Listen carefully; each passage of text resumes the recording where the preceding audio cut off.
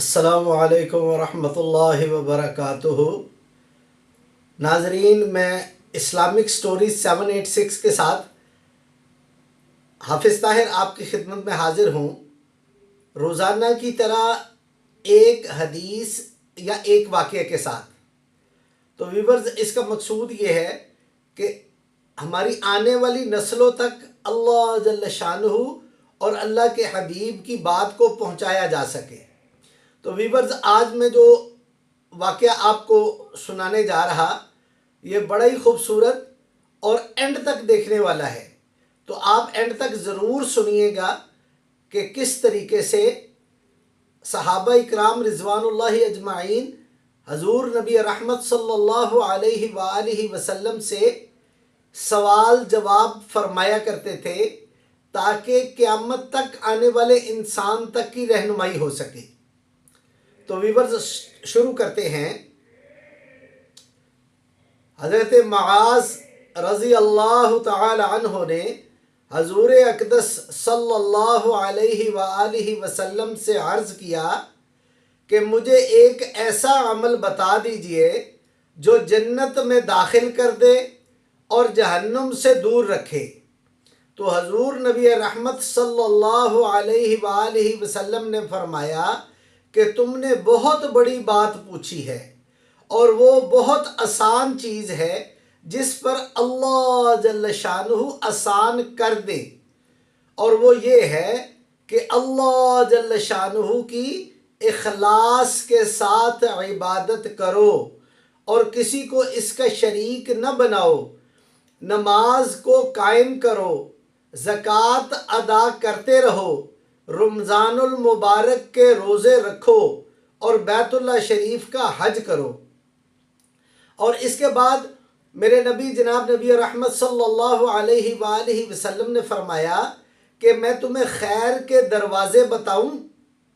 یعنی روزہ ڈھال ہے، یعنی جیسے ڈھال کی وجہ سے آدمی دشمن کے حملوں کو روکتا ہے، اسی طرح سے روزہ کے ذریعے خطاؤں کے حملے کو روکتا ہے، اور صدقہ خطاؤں کو ایسے بجھا دیتا ہے جیسے پانی آگ کو بجھا دیتی ہے، اور رات کے درمیانی حصے میں نماز بھی ایسی ہی چیز ہے۔ اور پھر میرے نبی جناب نبی رحمت صلی اللہ علیہ وآلہ وسلم نے فرمایا کہ میں تم کو سارے کام کا سر نہ بتاؤں؟ تو حضرت معاذ رضی اللہ تعالی عنہ نے فرمایا کہ یا نبی اللہ ضرور بتائیں۔ تو جناب نبی رحمت صلی اللہ علیہ وآلہ وسلم نے فرمایا کہ اس کا ستون اور اس کی بلندی بتاؤں؟ سب کا سر تو اسلام ہے اور اس کا ستون نماز ہے۔ جیسے بغیر ستون کے مکان کا باقی رہنا مشکل ہے، ایسے ہی نماز کے بغیر اسلام کا باقی رہنا مشکل ہے۔ اور اس کی بلندی جہاد ہے، یعنی جہاد سے اس کو بلندی ملتی ہے۔ اور پھر میرے نبی جناب نبی رحمت صلی اللہ علیہ وآلہ وسلم نے فرمایا کہ میں تمہیں ان سب چیزوں کی جڑ بتاؤں جس پر ساری بنیاد قائم ہوتی ہے۔ حضور نبی رحمت صلی اللہ علیہ وآلہ وسلم نے اپنی زبان کو پکڑ کر ارشاد فرمایا کہ اس کو قابو میں رکھو۔ حضرت معاذ کہتے ہیں کہ میں نے عرض کیا یا رسول اللہ صلی اللہ علیہ وآلہ وسلم، کیا ہم اس پر بھی پکڑے جائیں گے جو کچھ بات چیت کر لیتے ہیں؟ تو حضور نبی رحمت صلی اللہ علیہ وآلہ وسلم نے فرمایا کہ اے معاذ، تیری ماں تجھ کو روئے، کیا آدمیوں کو ناک کے بل اور اوندے منہ جہنم میں زبان کے علاوہ اور کوئی چیز بھی ڈال سکتی ہے؟ تو حضرت معاذ رضی اللہ تعالی عنہ نے فرمایا کہ یا نبی اللہ، آپ سے بہتر کون جانتا ہے؟ اور تیری ماں روئے عرب کے محاورے میں تنبیہ کو کہتے ہیں، عربوں کے اندر یہ تنبیہ کے لیے استعمال ہوتا تھا، تیری ماں تجھ کو روئے۔ حاصل یہ ہے کہ جو ہم زبانوں کو کینچی کی طرح چلاتے ہیں وہ سب مجموعہ اعمال نامے میں لکھا جاتا ہے۔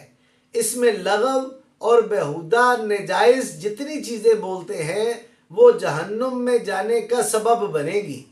اور ایک اور حدیث میں آیا ہے کہ حضور نبی رحمت صلی اللہ علیہ وآلہ وسلم کا ارشاد ہے، جو شخص دو چیزوں کا ذمہ لے لے بے محل استعمال نہیں کرے گا، ایک وہ چیز جو دو جبڑوں کے درمیان میں ہے یعنی زبان، اور دوسری وہ چیز جو دو ٹانگوں کے درمیان میں ہے یعنی شرمگاہ، تو میں اس کے لیے جنت کا ضامن ہوں۔ ناظرین، یہ میرے نبی جناب نبی رحمت صلی اللہ علیہ وآلہ وسلم کا وعدہ ہے، اور میرے نبی جناب نبی رحمت صلی اللہ علیہ وآلہ وسلم کی بات حق اور سچ ہے۔ ساری دنیا کی چیزیں غلط ہو سکتی ہیں، میرے نبی کی بات غلط نہیں ہو سکتی۔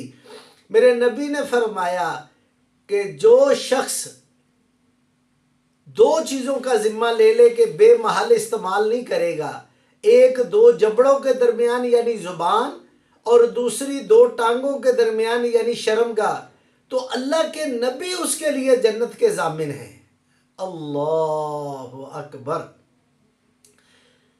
حضرت سفیان ثقفی رحمت اللہ علیہ نے حضور اکرم صلی اللہ علیہ وآلہ وسلم سے پوچھا کہ آپ کو اپنی امت میں سب سے زیادہ ڈر کس چیز کا ہے؟ تو میرے نبی جناب نبی رحمت صلی اللہ علیہ وآلہ وسلم نے اپنی زبان پکڑ کر فرمایا اس چیز کا۔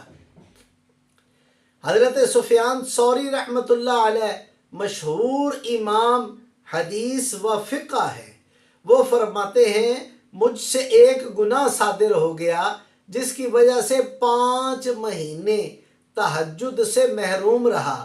کسی نے پوچھا ایسا کیا گناہ ہو گیا تھا؟ فرمایا کہ ایک شخص رو رہا تھا، میں نے اپنے دل میں کہا کہ یہ ریاکار ہے۔ یہ دل میں کہنے کی نحوست تھی کہ 5 مہینے تہجد سے محروم رہا۔ تو میرے دوستو بزرگوں، ہم اپنی حالت پر غور کر لیں کہ ہم سارا دن کیسے اپنی زبانوں کو چلاتے ہیں اور کیسے ایک دوسرے کی برائیاں کرتے ہیں، کیسے ہم ایک دوسرے کی غیبت کرتے ہیں۔ تو اللہ کے نبی نے بڑی سختی سے منع فرمایا ہے کہ اپنے اعمال نامے کو نیکیوں سے بھرو بجائے اس کے کہ وہ گناہوں سے بھرے۔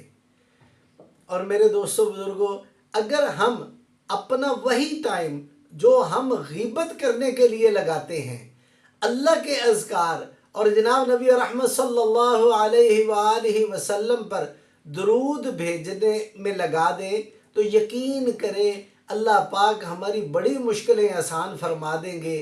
اس دنیا کی مشکلیں بھی ختم ہو جائیں گی اور آگے آنے والی جو آخرت کی زندگی ہے، قبر کی زندگی ہے، ان کی بھی مشکلیں ختم ہو جائیں گی۔ اللہ پاک مجھے بھی اور آپ کو بھی عمل کی توفیق نصیب فرمائے۔ صلی اللہ تعالی علی خیر خلقہ وعلی آلہ واصحابہ اجمعین برحمتک یا ارحم الراحمین۔